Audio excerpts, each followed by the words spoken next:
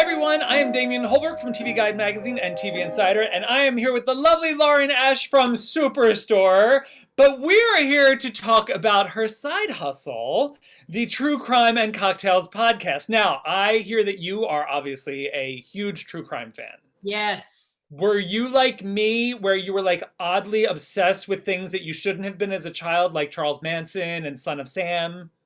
Okay, here's the thing. As a child, it was the original Unsolved Mysteries that I watched way too young. Like, I'm talking like 7 years old. Like, No, that'll traumatize you. oh, it did. I remember so vividly, I would like sneak into my grandparents. If my grandparents were babysitting me, they'd be downstairs and I'd sneak into their bedroom and put on their little TV, watch Unsolved Mysteries, and then be terrified to even move.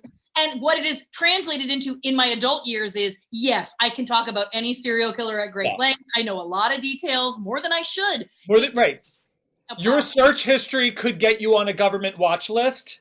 I think about it all the time. Yeah. I'm not even kidding. I'm always like, do you need to be Googling, whoever this one is, Richard Ramirez again? Again, right. Like, why are these bookmarked? So when did you decide to do the podcast? So during, obviously, our crazy new world, during this pandemic, Netflix released these new episodes of Unsolved Mysteries. And my sister by life, cousin by blood, Christy, we found out that we both had like gotten really obsessed, first of all, with the original, but second of all, with these new ones. And so we started having these late night drunk Zoom conversations. She starts to do her own research. And it was so unbelievable. She's honestly, like, I can't stress this enough. She is so good at finding the craziest details that I was like, we're hitting record on these Zoom calls and we're sharing this with the world because it would be a travesty not to put it out there. You got to capture them. So what you did was you went and took the new Unsolved Mysteries cases and went further with them. That's correct. So each episode is a extreme deep dive into whatever that episode is. All right. So we were talking about this earlier before about, I didn't remember as a child because I remember it had the scariest theme song. And it really was like Robert Stack really made it seem like we were all in danger.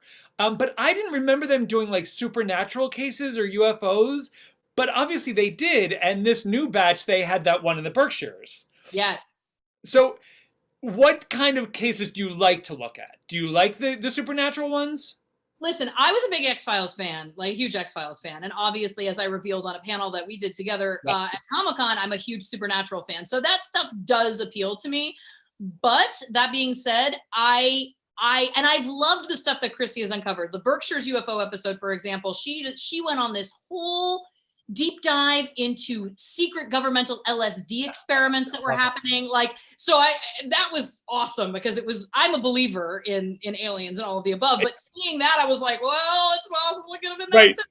But the true crime ones are the ones I like the most because there's a reason why they're on the show. There's obviously some level of not being solved to a point that is, that they've been unsolved for decades in some cases. And so getting to kind of like try and be a part of that. And I think also like the true, subconscious or secret hope is that maybe you'll uncover something that could actually help it get solved. And I think that's part of what, in general, society's fascination is with true crime. Is there a favorite crime from history that you just love that's something that's just still sitting out there unsolved?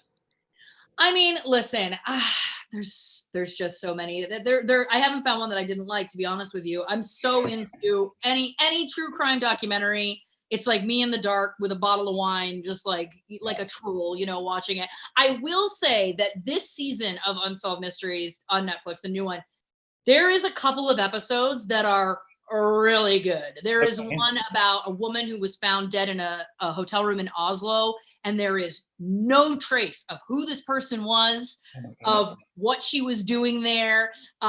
Christy managed to uncover information about very similar cases where she managed to find cases about other women that looked similar. Both of them had like extensive dental work, yet they were only in their early 20s. Yeah, like traveling, all of the labels cut out of all of their pieces of clothing that were with them. Oh, that is weird. And now, Superstore, you guys are back. America has left. You've had your 100 episodes, which is amazing. Congratulations. Thank you. America Ferrara has left. So I'm hoping that you have picked up the slack and doubled your efforts in abusing Ben Feldman. You know that you can count on me for that. Of course. Of course. Yeah. Listen, I mean, after that 100th episode, he doesn't need any abuse from the rest of us. He's getting it from the fandom, okay? People are pissed. Yeah. So we have a very, very strong fan base on Stan Twitter. I'm learning all about these things. Oh, yeah. Stan Twitter, of course, where they bring their passion. And I am a huge Samosa fan. I am a fan of the show as well as being on the show. And so I definitely can understand their feelings after episode 100. And I got to tell you, I did do some damage control. I got on Instagram Live right after the episode. I told all the kids, I was like, come over. We're going to talk through this. I gave them an impromptu therapy session where I was explaining, listen, anything other than a hell yes is a no, Yes. dropping these but I was like, listen, and it really felt like, I'm just trying to help pick up the pieces of their broken hearts is what I'm trying to do. While also making sure that he stays as miserable as possible. Absolutely. Because he's too cute to get away with all of it.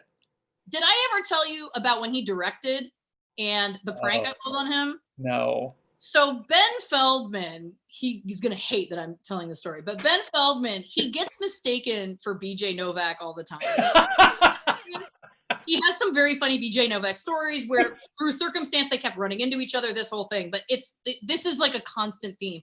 So it was the first time he was directing on Superstore. And so I went to our, props department and I was like, what are the chances that you could get one of the metal parking signs? Because at that time we had our own parking spaces with metal signs. Get it. So it says Superstore director BJ Novak. Is there any way you could get that made? And they were like, is it to burn Ben? And I was like, yeah, they're on it.